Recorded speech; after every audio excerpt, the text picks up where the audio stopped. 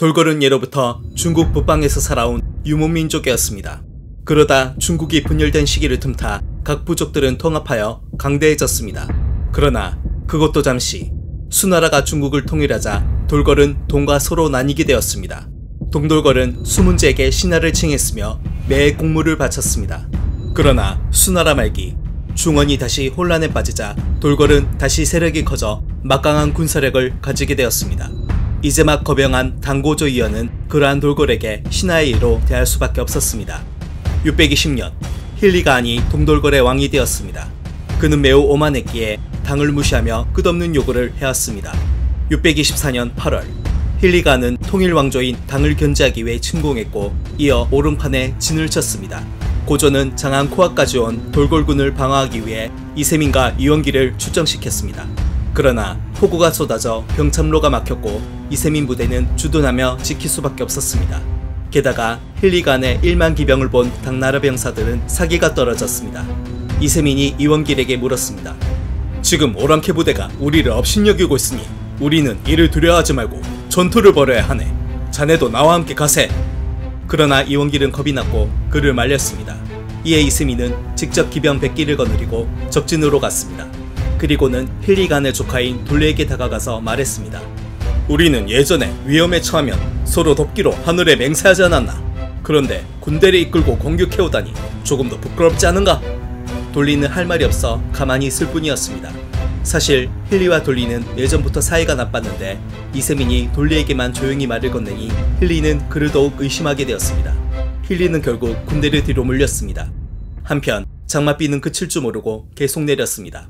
이세민은 돌궐의 주무기인 활이 비에 젖어 쓸모가 없어졌다고 판단하여 밤이 되자 군대를 이끌고 적진을 기습했습니다.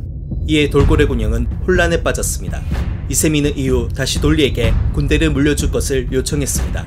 결국 돌리는 힐리가안을 설득해 이세민과 화친을 맺도록 한 뒤 물러갔습니다. 626년 8월 힐리가안은 이세민이 황제에 즉위한 지 얼마 되지 않아 기병 20만을 이끌고 침략했습니다.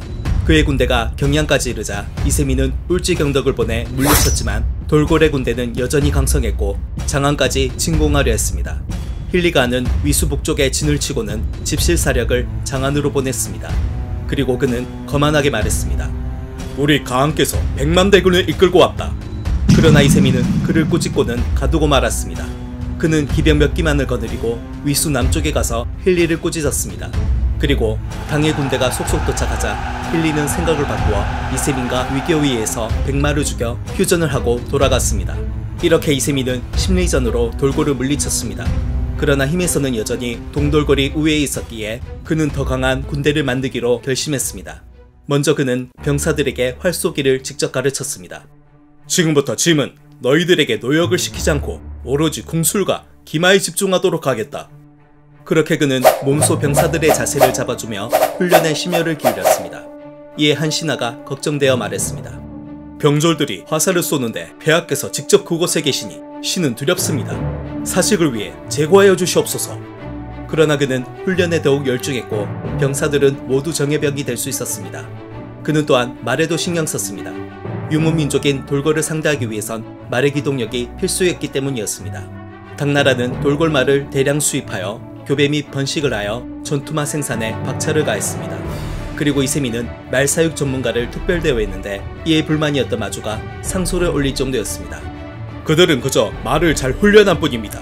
그런데 폐하께서는 상을 후하게 내릴 뿐만 아니라 높은 자격까지 주시니 이는 지나친 처사이옵니다. 그렇게 이세민은 즉위 초부터 말을 본격적으로 생산하여 40년 뒤에는 70만 6천 필로 늘었습니다.